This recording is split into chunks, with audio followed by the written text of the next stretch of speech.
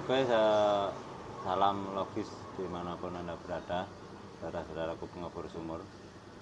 Ya, maaf ini saya kan konfirmasi video yang kemarin.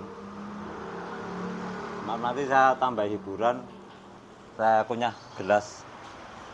Tapi saya pecahkan dulu saya kunyah, tapi untuk nanti sesi terakhir. Ini saya mau memperjelas masalah kemarin. Tujuan saya gini, jadi Anda yang punya alat-alat deteksi yang dipegang tangan reaksi katanya, nah, itu kan pendapat kami itu faktor sugesti dari pemikiran Anda, bukan dari alat yang bereaksi. Jadi reaksinya itu faktor Anda meyakini di tempat tersebut ada mata airnya. Kalau Anda nggak meyakini, tidak akan ada reaksi. Jadi keyakinan orang itu beda-beda. Jadi ada air atau tidak, itu alat itu nggak menunjukkan. Cuma keyakinan Anda di situ ada jadi reaksi.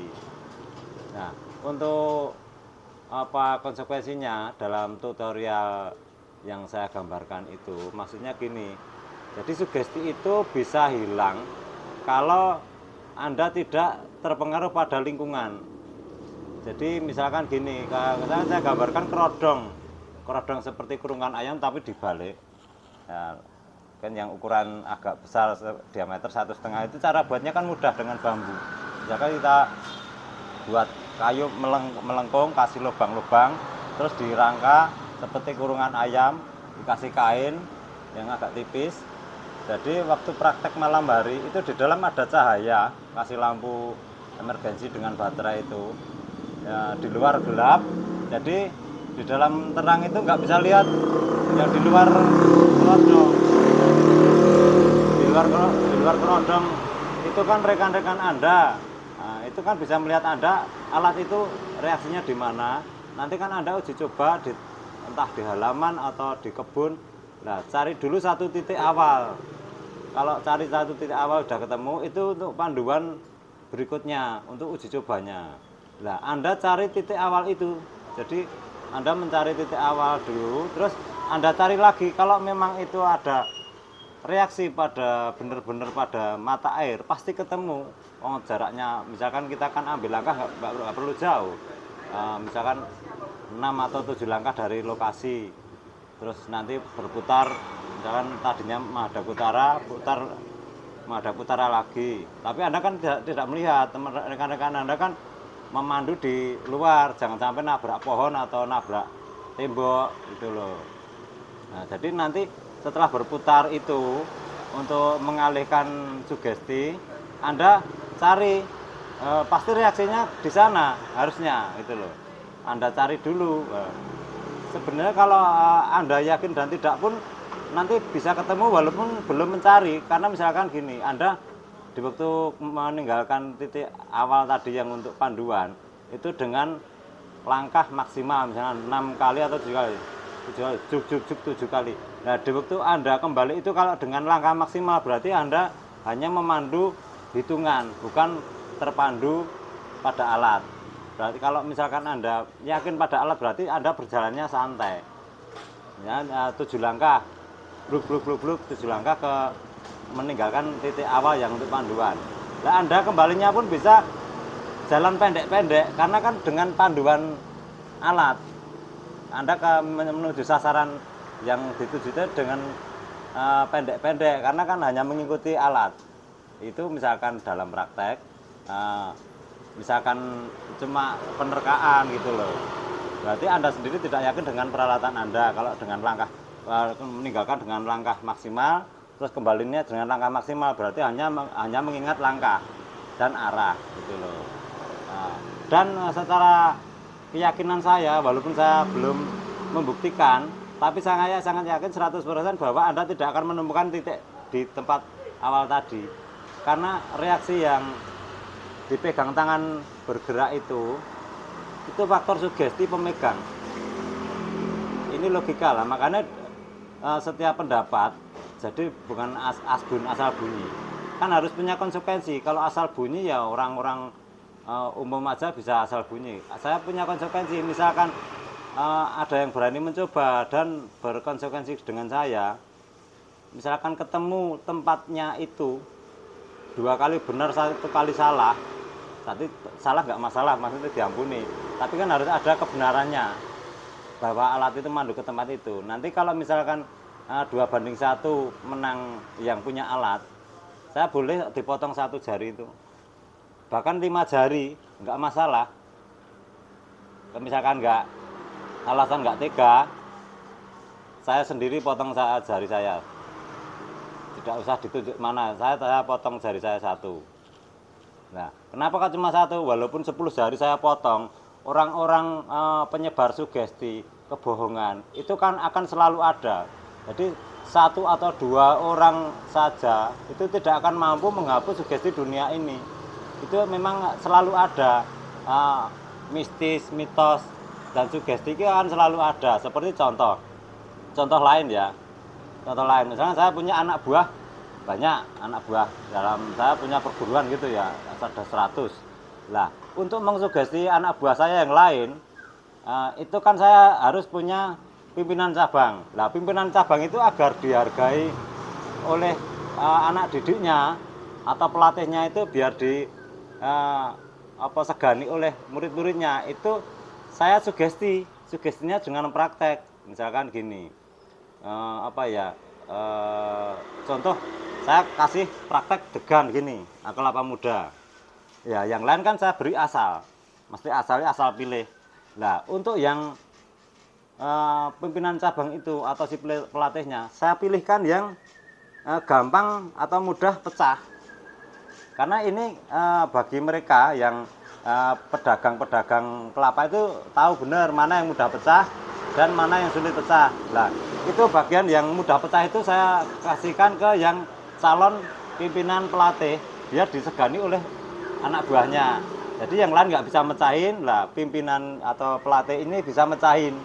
Jadi secara praktek seharian mereka merasa ilmunya kalah tinggi, walaupun secara fisik mungkin kalah. Nah, sebenarnya kan itu cuma mengsugesti aja, dan semuanya intinya kan itu masalah hal-hal itu kan cuma sebenarnya ketangkasan gerak, bukan masalah ilmu itu nggak ada. Ini saya kasih contoh ya. Jadi misalkan ini kan kelapa yang muda, terus ini agak tua, ini agak muda. Tapi yang agak tua ini nggak jaminan sulit pecah. Yang sulit pecah malah yang muda ini. Nah, ini yang muda agak tua ini malah mudah pecah. Saya kasih tahu ya. Nah, ini coba saya tonjok.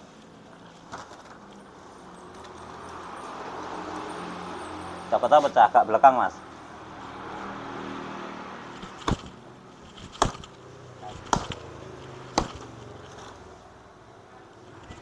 Loh, pecah toh? Memang nggak sekali.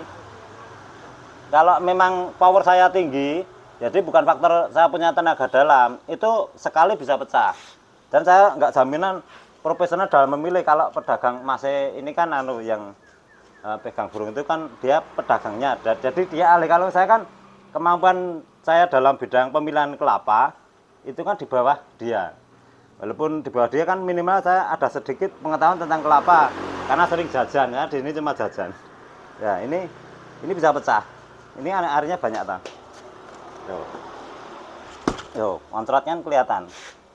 Enggak, tapi enggak pecah biak itu enggak. Kalau enggak pakai pisau enggak bisa. Jadi intinya sugesti tentang peralatan itu. Seperti contoh, saya memberikan teori ke anak buah saya. Tapi teori sudah masuk dulu. Tapi dia tidak berani mencoba. Nah, untuk mengsugesti keberanian itu, saya kasih seakan-akan dia dapat tenaga dalam dari saya. Misalkan saya kasih aktivitas entah jurus atau push up atau apa, yang penting ada aktivitas lebih. Nah, itu setelah saya suruh berdiri dari jarak semeter atau bahkan lebih, cuma saya ginikan, tapi tangannya saya suruh angkat. Nah, setelah berdiri lurus, tangan dia angkat. Nah, hitungan yang saya sudah biasakan ngitung, sekian menit atau sekian detik setelah tangan diangkat itu ada rasa seperti kesemutan turun, seperti ada yang masuk. Nah, hal itu saya saya manfaatkan. Ini hanya salah satu contoh aja, padahal banyak contoh. Tapi cuma salah satu contoh menipu murid bahwa dia dapat tenaga dalam dari saya. Padahal itu reaksi tangan sendiri itu. Jadi darah turun, dengan sendirinya ada rasa griming-griming di tangan ini. Seakan-akan dia dapat tenaga dalam dari saya, padahal enggak. Tapi sudah saya kasih teori dulu tentang hal ini, misal ini. Plastiknya ya, enggak kok. Oh, misalnya. Dia saya kasih teori gimana caranya nggak terluka kalau ngunyah kaca. Kalau biasanya kan saya cuma bolam atau lampu SL, terus apa botol keranting deng. Ini saya mencoba gelas. Nah, misalkan murid saya itu kan belum tahu tentang hal ini, kan saya kasih teori dulu. Nah, dia kan nggak berani mencoba, walaupun dapat teorinya. Namanya kan mentalis, perlu mental. Jadi saya kasih sugesti tenaga dalam tadi, dia berani mencoba karena dia yakin tidak akan terluka. Padahal saya kasih tenaga dalam atau enggak, itu sama-sama enggak terluka karena sudah ada teorinya. Kalau masalah ilmu-ilmu gitu kan saya nggak punya, bahkan percaya pun enggak gitu loh. Saya percayain karena apa? Karena di YouTube itu ada alat tutorial sulap itu bukan kaca, tapi dari resin. Nah, kalau resin ini diketek nggak bunyi kayak gini. Oh, nggak bunyi. Bunyinya tek tek tek. Nah, kalau ini kan ada nyaringnya ting ting ting, berarti kaca. Terus dipecah, reaksinya itu menyeluruh seperti kaca mobil itu. Tar itu kan menyeluruh kecil-kecil reaksinya. Kalau kaca reaksinya nggak menyeluruh, tapi runcing-runcing. Tuh, kalau gini bener kaca, jadi reaksinya nggak menyeluruh. Cuma jadi pecahan besar-besar. Kalau yang resin itu kecil-kecil, sekitar setengah sentian. Ini saya kunyah nggak apa-apa, bukan karena saya punya ilmu goib, enggak. Tapi memang ini ada teorinya tersendiri bahwa kalau saya ngunyah itu nggak terluka. Nah. Oh. Hey. Ya ya ya.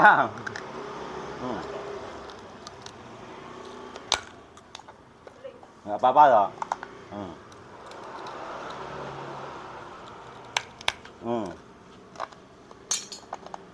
Oke, terima kasih.